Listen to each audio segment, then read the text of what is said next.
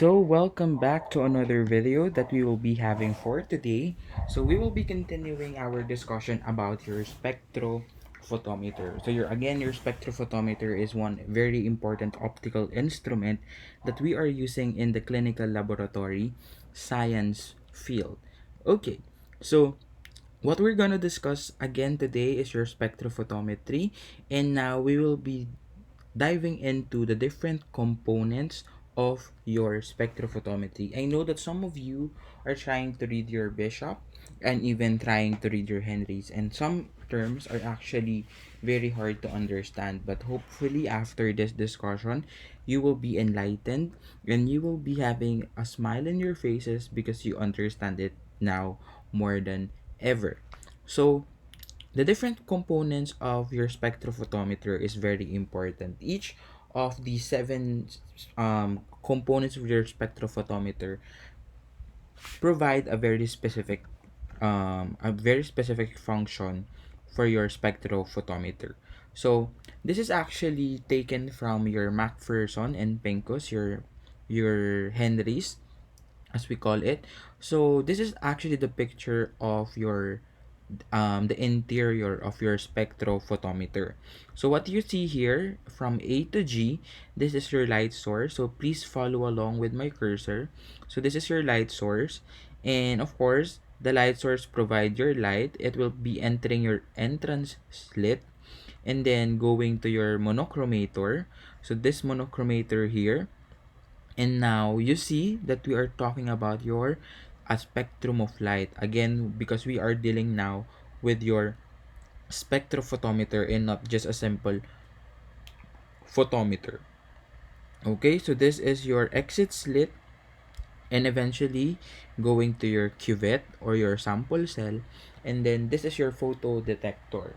And eventually, the last but definitely not the least, you will now be able to read the measurement, either the absorbance or the transmittance, from your readout device. Usually, we have your LED display. So let's dig in to the different components of your spectrophotometer. And the first one that we will be discussing is your light source. So your light source, okay? So your light source provides the energy that the sample will modify or attenuate by absorption. The light is polychromatic, meaning it is visible, all visible wavelengths are present. So in a nutshell, what your light source provide is the incident light for your system. Dito nang gagaling yung electromagnetic um radiation that we will be measuring. The light that we will be measuring, of course, will be coming from your light source. And it is not just a simple light source, because to tell you honestly, we can have two types of light source. Okay? Again, before I move on, your light source provides the incident light for your system. So technically, para siyang Meralco. Siya ang magliliwanag ng iyong buhay, hindi yung crush mo na kadiliman lang ang ibibigay. Okay? So your light source, moving on, can either be a continuum source or a line sources. Actually, both this one, your continuum and your line sources, we will also be discussing that. But for spectrophotometer, the most common is actually your continuum source. So when we say continuum source, it emits radiation that changes in intensity very slowly as a function of your wavelength. And again, this is the most common type of light source that we are having. On the other hand, we also have your line sources. So it emits a limited number of discrete lines or bands of radiation, each of which spans a limited range of your wavelength. So your spectrophotometer, like what we are saying, most commonly are continuum sources. Why? Because sometimes, for us to be able to measure a particular analyte, we will be needing an infrared wavelength, and we will be adjusting that your we will be adjusting your wavelength to greater than 700 nanometer for your infrared and less than 400 for your ultraviolet light. So technically, when we are talking about continuum, we are talking about from ultraviolet light from the visible spectrum and also from the infrared region. Unlike your line sources, okay, let's try to differentiate the two first. Your line sources, the problem with your line sources is that it's only limited to a range of wavelength. So either ultraviolet only or either your infrared only. Okay, so for your continuum sources, of course, like what I have been mentioning, there are different types of light sources that we are using. The most common of which is actually your incandescent tungsten or your tungsten iodide lamp. So usually it will provide you visible and near infrared region light. So from the visible and infrared region light. So a while back we were discussing that we are able to differentiate it from continuum and from line sources. Now we can differentiate your continuum sources depending on the light that they are providing, be it visible, infrared, or ultraviolet light. So when we want to have your visible and your infrared region, we will be using your incandescent tungsten or your tungsten iodide lamp. Again, this is the most common. Please take note of that. On the other hand, if you want to have light coming from your UV spectrum, what you will be using are the alternatives. So we have here your mercury arc lamp, your deuterium lamp, and your hydrogen lamp. That will provide you a UV spectrum. So again, when we are talking about UV spectrum, that is less than, yes, yes, yes, less than 400 nanometer. On the other hand, if you are talking about your infrared spectrum, we will be using light sources like your mercury arc. So we also have your nurse glower, and your glow bar. So these are the different examples of your light sources. Are we clear? So again, for your light sources, it provides you your it is the source of your incident light. It can either be a continuum source or a line source. On the other hand, what we most commonly use is your continuum source, and your continuum source can be further classified according to the specific spectrum or um, region that they are providing. Okay, again, the most common is your tungsten. Yes, your incandescent tungsten or your tungsten iodide lamp. Okay, so moving on now. So these are actually examples of your light sources. So they are actually bulbs installed within your spectrophotometer. That's how they look like. Okay, so that's for your light source. Now we go to your entrance slit. Yes, we I will now be discussing your entrance slit, your monochromator, and your exit slit. So what do we mean by your entrance slit?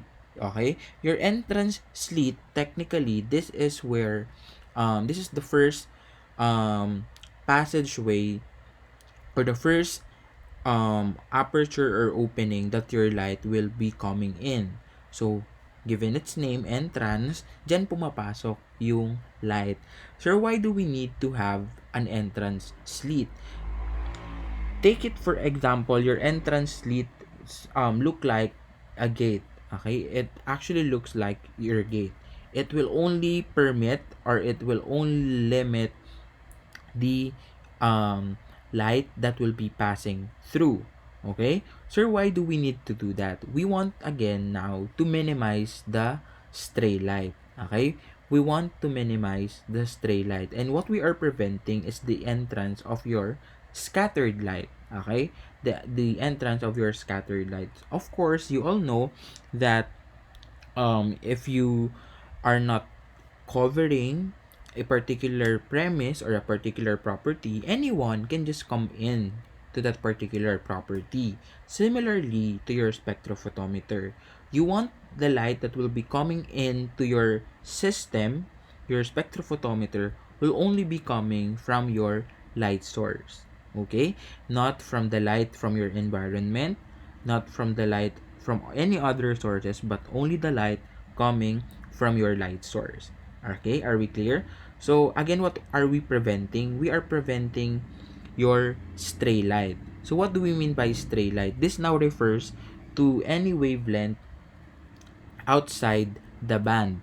Okay? These are now any wavelength outside the band. So technically, if your light source provides only your visible light, what you are preventing is the infrared region and the ultraviolet region. Okay? So it is very important. You are preventing it from reaching your monochromator system. And yes, what you are protecting now here is your monochromator. Why? Because any stray light that will be introduced to your monochromator system, to your spectrophotometer, will now be causing absorbance error. And we don't want that when it comes to our machines, when it comes to our when it comes to our instrument. We are preventing your absorbance error. So again, similarly to the GIF that I am showing you down below, down on your left, the guard is technically only permitting a number of people to come in. Okay? Similarly to your entrance lit, it only allows the incident light coming from your light source. Okay, are we clear? So, after the entrance lit, what we will be having now is your monochromator. So, after the light source, incident light now were able to come into the system through your entrance lit, now meeting your monochromator. So, what does your monochromator do? Okay? Your monochromator is used to isolate an individual wavelength of light. Okay? Yes, you want to only isolate a specific wavelength of light. Take for example for your visible light. Isn't it your visible light ranges from 400 to 700 nanometer?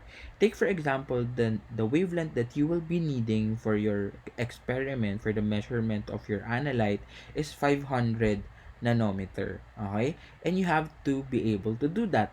How are you going to do that? That is through the use now of your monochromator. So your monochromator will only isolate the wavelength that has your 500 nanometer.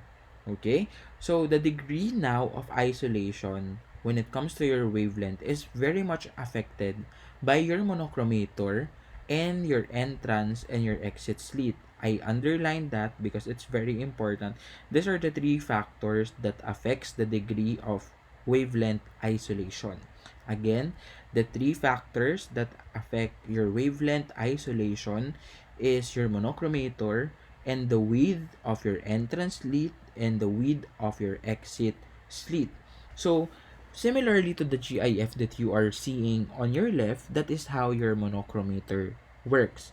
From your light source, it will now come into your entrance slit and now will be meeting your monochromator. But did you know that there are different types of monochromator? And that's what we are going to discuss now. So your monochromators can be of four types. It can be your colored glass filters, it can be your interference filter, it can be your prisms, similarly to what you are seeing in your GIF right now, and you also have your diffraction gratings. So let us now try to differentiate one from the other. So, your colored glass filters are actually the simplest and the least expensive, but these are not precise, but are still very useful. So, your colored glass filters are commonly being used when you are doing your um, photometric measurement, but not for your spectrophotometry.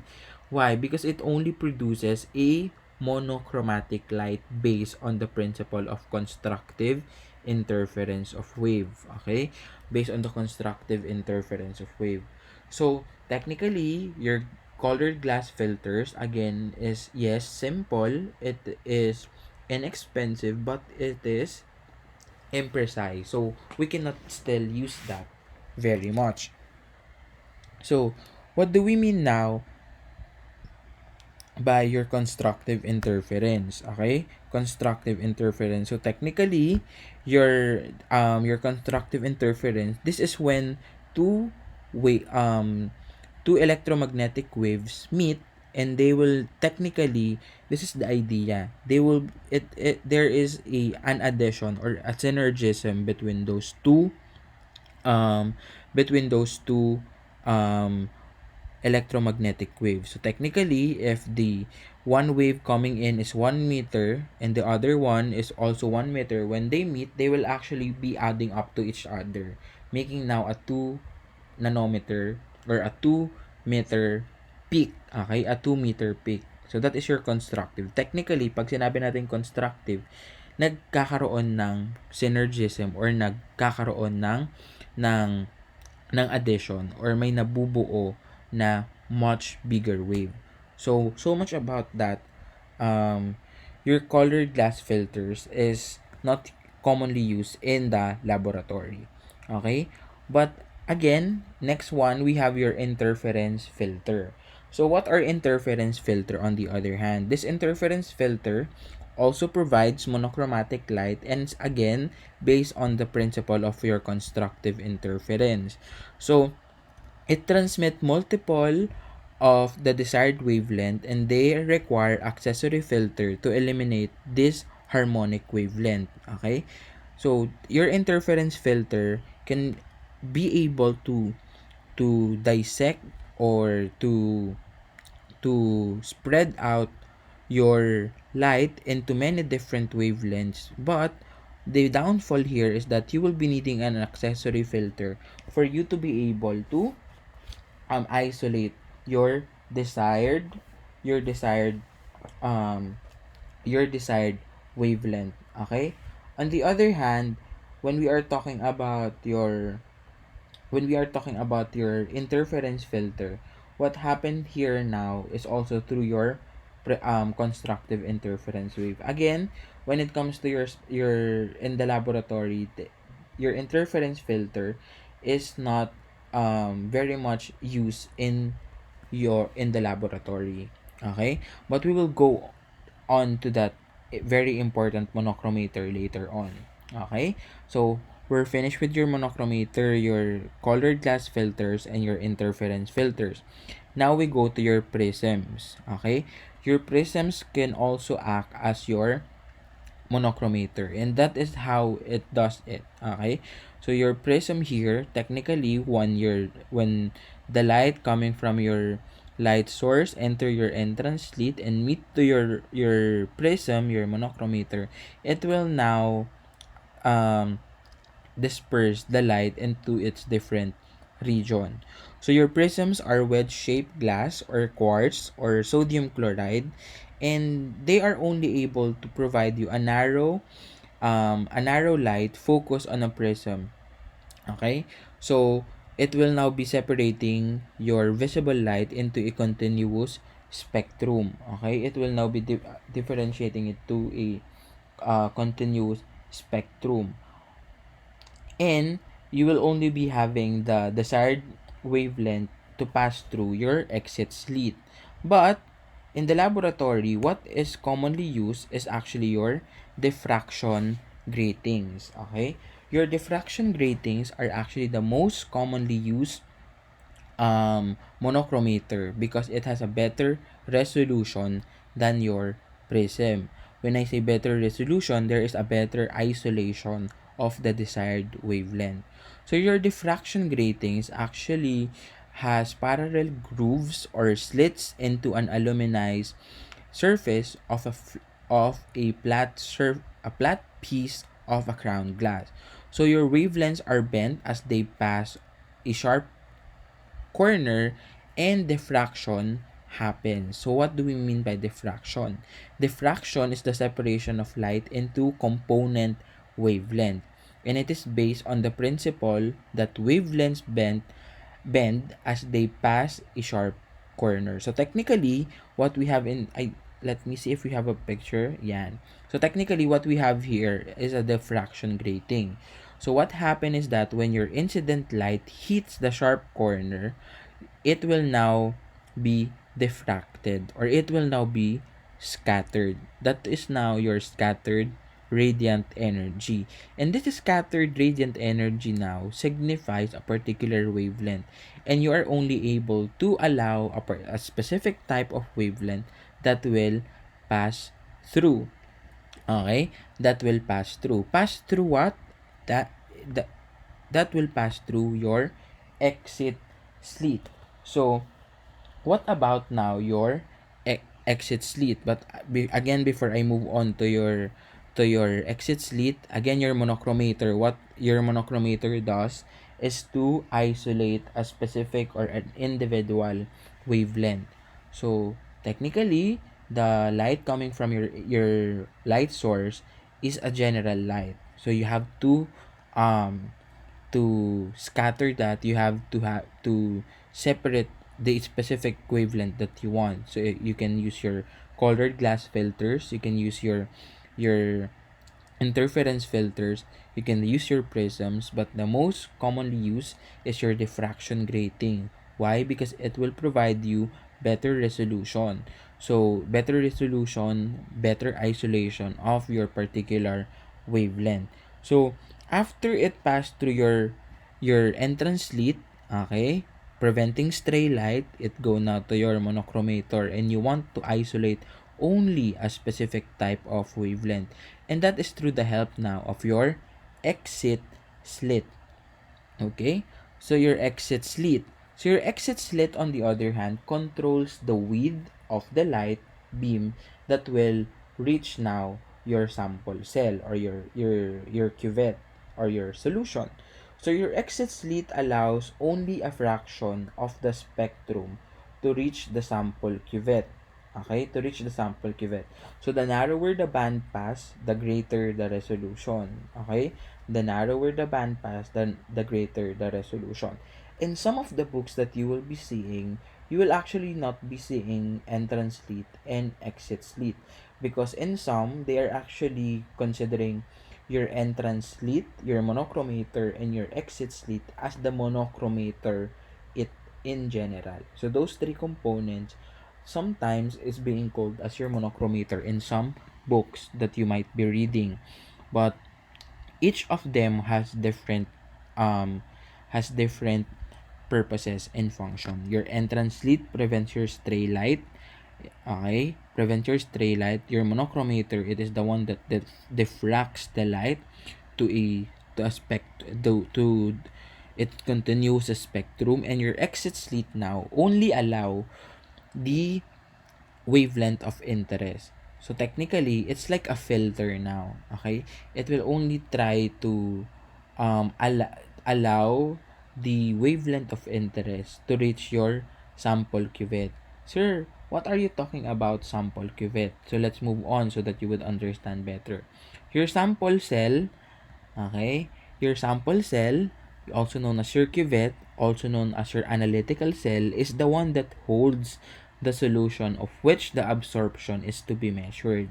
Okay? So technically, dito mo nilalagay ngayon yung sample mo. Dito mo ilalagay yung solution mo.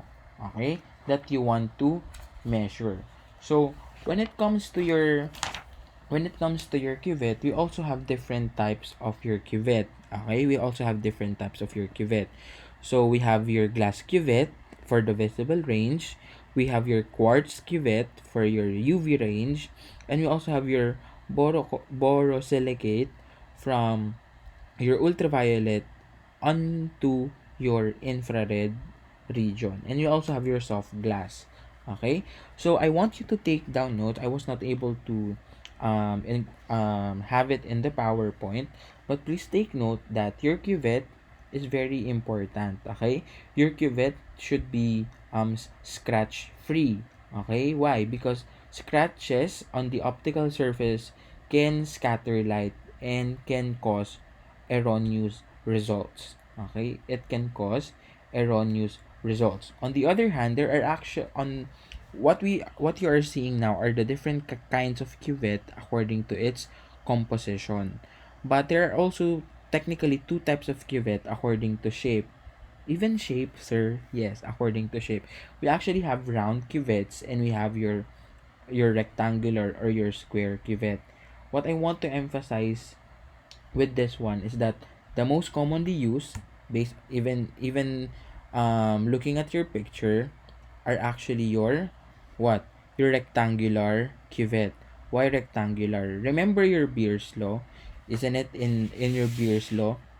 Again, if you haven't watched that, I will link the video down below. So in Beer's law, isn't it? Beer's law, absorbance is equal to the molar absorptivity, and then your B signifies what? It signifies your length of light through the solution, and C for your concentration. The length of the light should be constant, okay?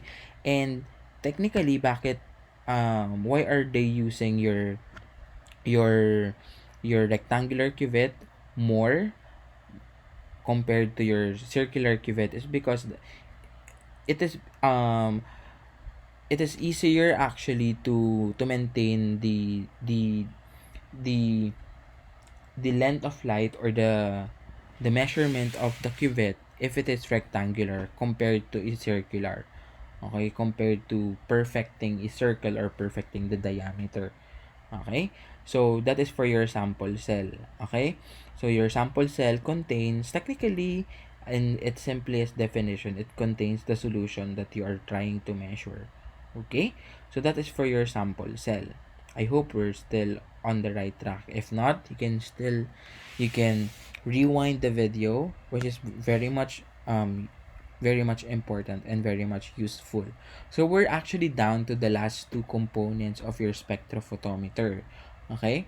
Your spectrophotometer. The next one is your photo detector. So your photo detector. Maybe you're wondering how can we now measure the absorbance or the transmittance of the solution, what we have is a light energy.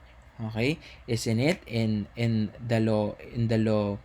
Um the law of the conservation of mass and energy, your energy is neither cannot be broken down into any form, but it can only be transformed from one form of energy to another. So your photodetector does that. Okay? So your photodetector converts now your transmitted radiant energy or light energy into an equivalent amount of electrical energy. Why electrical energy? Because electrical energy, that is the one that is being measured by your by your by your readout device. Okay? By your readout device. So technically, your photodetector converts now the light energy or the radiant energy to an electrical energy. And there are also different types of photo detector, but I will only be spending more time on the photomultiplier tube. But I will also go through the different types, the different kinds of your photo detector. But I will again be emphasizing the photomultiplier tube at the end of this discussion because it is the most common and the most sensitive and the most efficient of them all. So we have here your photocell. Your photocell can also be called your barrier cell or your photovoltaic cell. So it is the simplest and the least expensive. But the downfall of this one is that it has low sensitivity and fatigue are two distinct disadvantages of this cell. So technically, aside from its low sensitivity, it is also not resistant or not resistant for numerous measurements or numerous use. So technically, you have to replace it every now and then. So that is your photo cell. Okay, that is your photo cell. On the other hand, what we have is your phototube. Okay, that is a phototube.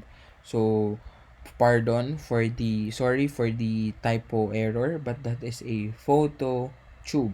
So your photo tube contains your anode and your cathode enclosed in a glass tube. So Similarly to your photocell, it will give off an electron when light energy strikes it. And I will be showing you how it happens. So technically, the principle of all your photodetector are the same. Okay? Yes, they're all the same. Their principle is to convert your radiant energy or your light energy to its equivalent electrical energy. On the other hand, iba-iba lang sila ng paraan paano nila yon ginagawa. They only differ from the manner or the mechanism that they do on how they convert your light energy to your electrical energy. Okay? So, what we have now is your photodiode. Okay? Your photodiode. This is more sensitive than the previous two. Okay? Than your vacuum phototubes. But, comparing now to your PMT or your photo multiplier tube, that is your PMT, your photodiode, your your photodiode, your photodiode is technically your photodiode is um, less sensitive compared to your photomultiplier tube.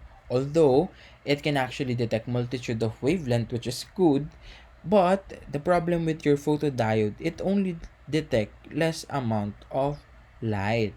Eh, isn't it? Less amount of light. So technically, it is not sensitive. Isn't it? We discussed how important diagnostic and diagnostic sensitivity, diagnostic specificity, and even analytical specificity and analytical sensitivity. That leads us now to your photomultiplier tube.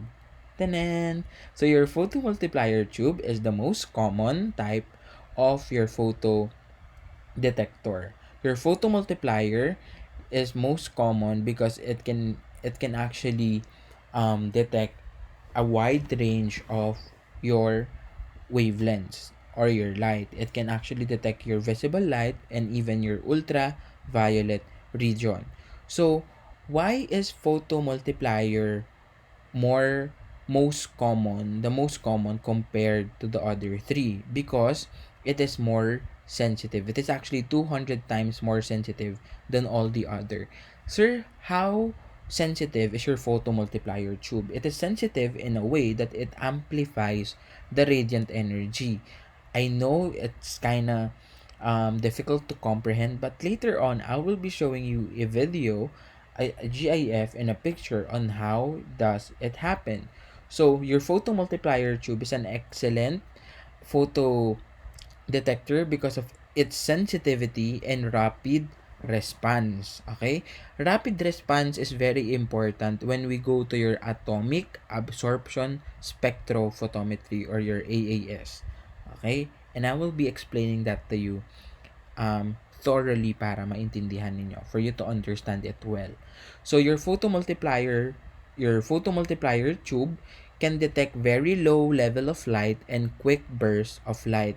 Very low level of light, the reason why it is excellent in sensitivity, and it can also detect quick bursts of light, reason why it has rapid response. So rapid response and quick burst of light is very important again in your atomic absorption spectrophotometry, which we will be discussing after your spectrophotometry. Okay? I hope we are clear. So this is how it happens. So this is actually your photo multiplier tube. Take for example, on your left, okay, coming from your left, this is your photocathode. Your radiant energy will be coming in there. And what you have here, you have your cathode here and you have your anode here. What you have here are your diodes, okay? Sir, what are those diodes for? Technically, those diodes are the one that multiplies the radiant energy 2 times than the initial one. So technically, after entering your photocathode, as you can see, 'di ba? As you can see, basing on the lines, it's 1. Okay, I'm sorry. It's 1 and then it will move. It will now become 2. Okay, and then plus 1 again, it will become 3. As it moves along your diode, it will be multiplied. So that is the reason why it is very much sensitive. A very low, no matter how low the intensity of the light is, your photomultiplier will be able to detect it. Your photomultiplier will be able to convert it to its electrical energy.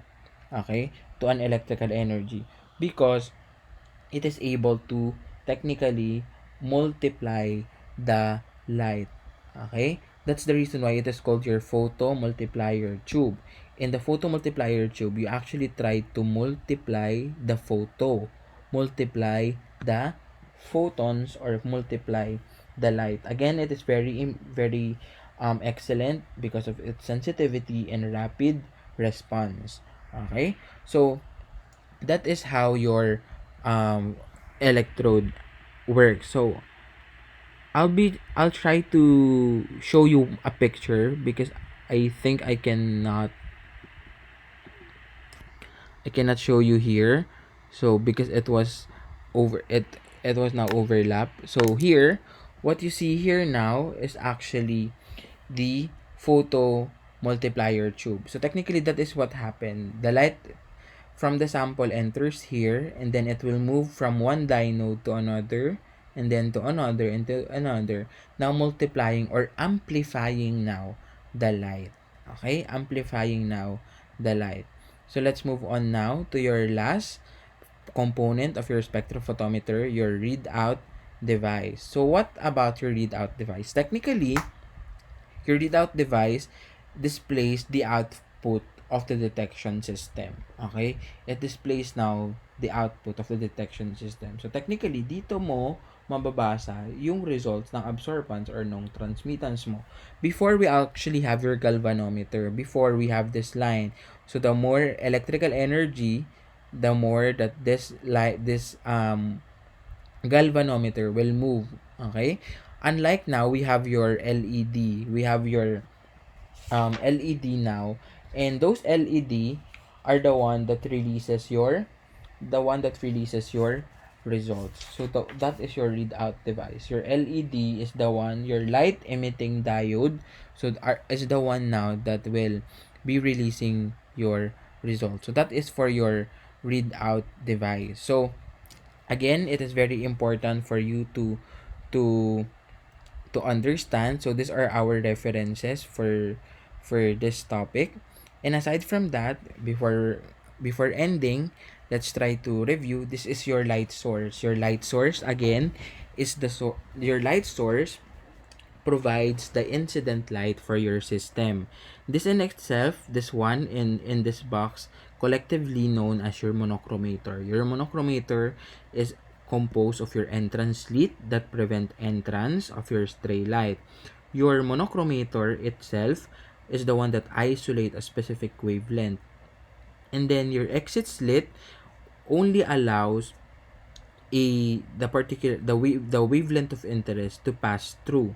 So again, the narrower the band pass, the higher the resolution, the better. And now it will pass through your rectangular cuvette. It can either be quartz, it can either be borosilicate, it can either be soft glass, or it can either be silica.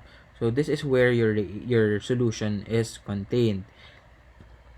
After that, isn't it, in Beer's law, if this is the incident light, this is the transmitted light. The transmitted light now, for you to be able to compute your absorbance, the transmitted light now will be detected by your photo detectors. And again, the most common photo detector used is your photomultiplier tube. Your photomultiplier tube, technically, because it amplifies or multiplies the light or the photon, converting it now to its equivalent electrical energy that will be read now by your readout device, and eventually you will now be having your results at the end of the day. So that is your spectrophotometer. I know there's a lot of things to remember, but you have to study it very well, understand it very well, read your books, summarize, listen to this video, and then you will have a great time doing your spectrophotometer. So that would be all for this video. So I hope you've learned something new today. So I will be um, posting on the description box the part 1 and the Beer's Law, um, the URL.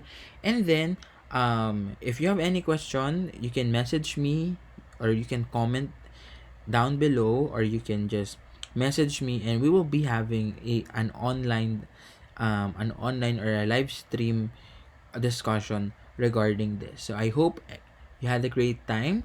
So this has been Sir Jomar, and I hope you learned so many things today. So thank you very much and have a great day.